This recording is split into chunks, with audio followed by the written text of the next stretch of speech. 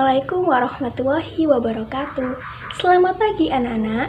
Bagaimana kabarnya hari ini? Semoga kita semua senantiasa dalam lindungan Allah Subhanahu wa Ta'ala. Nah, meskipun kita belum bisa belajar dengan tatap muka, meskipun begitu, Ibu berharap kalian tetap semangat dalam belajar ya. Nah, sebelum kita memulai pelajaran pada pagi hari ini, alangkah baiknya kita berdoa bersama ya. Berdoa dimulai. Bismillahirrohmanirrohim. Rabbi zidni ilma warzuqni fahma. Amin. Berdoa selesai. Ya, sekarang apakah sudah bisa dimulai pelajarannya? Oke, baiklah kalau begitu. Ibu mau bertanya, kenapa sekarang banyak orang yang lebih suka melihat video orang yang membacakan dongeng daripada membaca? Ada yang tahu? Ayo, ada yang tahu? Ya, Ibu beri kesempatan untuk menjawab pertanyaan dari Ibu tadi dan menuliskan di grup WhatsApp ya. Ayo Ibu lihat sekarang ya. Siapa ini? Mbak Ica. Ya, kata Mbak Ica di sini yaitu karena lebih menarik. Benar sekali. Ada lagi? Ayo siapa? Karena tidak merasa bosan. Nah, ya sama. Ya, memang benar sekali bahwa melihat video itu lebih menarik dan asyik daripada membaca. Nah, walaupun begitu kita tidak boleh berlarut di situ ya, karena membaca itu adalah jembatan ilmu. Ya, orang yang membaca itu bisa mendapat wawasan yang lebih luas lagi. Ya, sekarang coba perhatikan gambar yang ada di samping. Nah, itu merupakan gambar apa? Ayo. Yaitu gambar seekor tupai dan seekor ikan gabus. Nah, dari gambar tersebut nanti Ibu akan membacakan dongeng kepada kalian tentang kisah seekor tupai dan ikan gabus. Simak baik-baik ya. Begini ceritanya. Dahulu kala, hiduplah sepasang sahabat. Mereka tinggal di daerah Telaga Kalimantan Barat. Mereka yaitu seekor tupai dan ikan gabus. Setiap hari, mereka selalu menghabiskan waktu bersama, seperti mencari makan, bermain bersama, mengunjungi tempat-tempat yang bagus, dan sebagainya. Nah, pada suatu hari, seekor tupai tidak melihat ikan gabus, sahabatnya itu. Ia pun mencarinya ke tempat di mana biasanya ikan gabus itu tinggal. Nah, saat bertemu dengan ikan gabus itu, si tupai merasa kaget mengapa sahabatnya itu terlihat lesu dan lemah sekali. Ternyata ia sedang sakit. Nah, tupai pada kala itu sangatlah sedih. Ia menawarkan bantuan kepada si ikan gabus itu. Bagaimana caranya agar dia bisa baik seperti sedia kala kembali. Tupai sudah menawarkan berbagai macam makanan, namun ikan gabus itu tidak mau memakannya. Gabus hanya ingin memakan hati ikan hiu. Nah, mendengar perkataan ikan gabus tadi, tupai merasa kaget. Bagaimana bisa dia mengambil ikan hiu, sedangkan ikan hiu itu sangatlah ganas. Namun, tupai bertekad untuk bisa mengambil hati ikan hiu tadi untuk sahabatnya. Tupai kemudian melompat dari pohon kelapa satu ke pohon kelapa yang lain. Nah, di situ dekat dengan pantai. Saat menemukan kelapa di tepi pantai tersebut, tupai langsung melubanginya dan membiarkan air kelapa tersebut keluar sampai habis. Kemudian, si tupai langsung masuk ke dalam buah kelapa tersebut. Dan kelapa tersebut kemudian hanyut ke dalam pantai.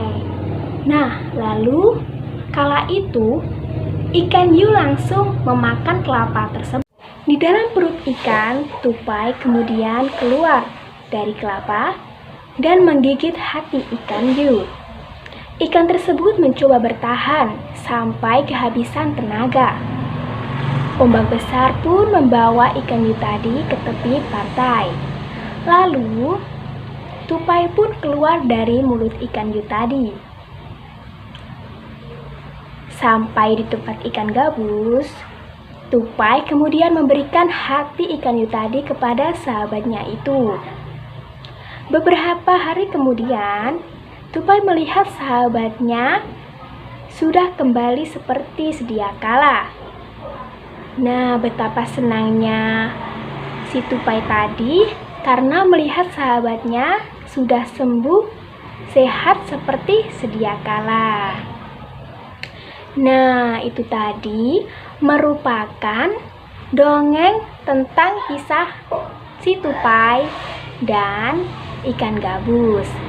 Nah, ibu mau kalian menemukan unsur-unsur cerita yang ada pada dongeng tersebut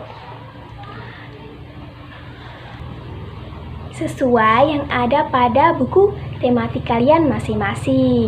Nah, di situ terdapat unsur-unsur cerita yang diantaranya yaitu ada judul, kemudian tokoh, sifat tokoh, tempat, pesan dan moral, awal cerita, dan akhir cerita. Nah, nanti kalian menganalisis hal-hal tersebut. Misal judulnya tadi apa, tinggal dimasukkan ke dalam kolom yang sudah ada pada buku kalian masing-masing. Lalu tokohnya tadi siapa saja yang berkisah pada dongeng tersebut. Kemudian sifat. Nah, karakter mereka itu pasti berbeda kan antar tokoh satu dengan yang lainnya. Nah, ibu tunggu jawaban dari kalian. Nanti dikirim di grup WhatsApp ya. Oke, silakan ibu beri waktu sejenak. Ya, sudah. Ini sudah ada beberapa anak yang mengumpulkan. Ya, ini sudah ibu koreksi sebagian. Untuk yang lain nanti bisa menyusul ya. Ya, tahukah kalian dalam bercerita, pendongeng seringkali menggunakan suatu media atau alat yang digunakan dalam mendongeng, seperti wayang yang terbuat dari kayu. Nah, wayang tersebut dibuat oleh pengrajin kayu. Nah, mari kita lanjut membahas tentang pekerjaan pengrajin kayu. Ya, ibu barusan telah mengirim link berisi tentang pekerjaan seorang pengrajin kayu. Nah, kalian bisa menyimak video tersebut terlebih dahulu ya. Sudah?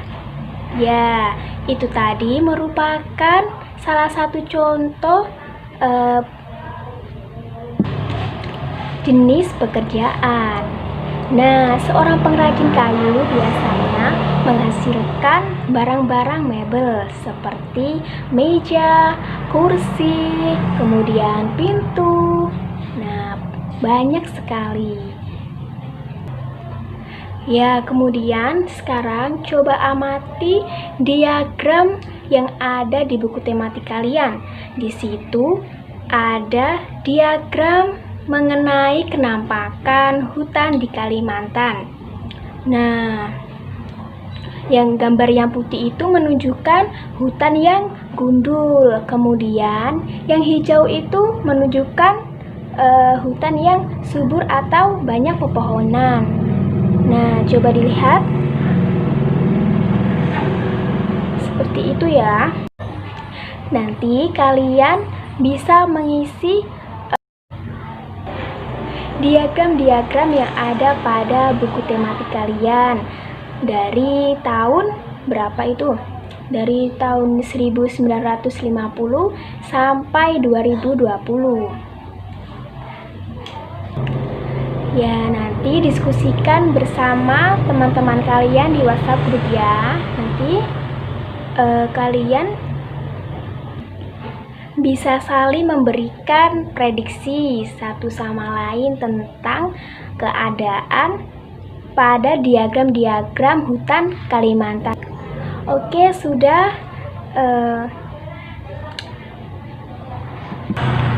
Jawaban-jawaban kalian sangatlah bagus. Sekarang, coba kalian amati video mengenai akibat penebangan pohon secara liar. Nah, simak video ini baik-baik ya.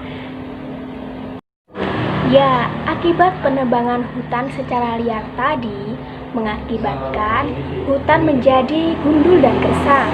Nah, oleh karena itu, cara alternatif yang bisa membuat hutan itu tadi menjadi subur dan hijau kembali yaitu salah satunya bisa dengan melakukan penanaman kembali atau reboisasi. Nah, Ibu mau? Nah, untuk tugasnya, Ibu mau kalian menuliskan alternatif atau jalan keluar atau cara agar kondisi hutan tersebut menjadi rindang kembali atau subur, atau meminimalisir agar hutan tersebut tidak bertambah buruk.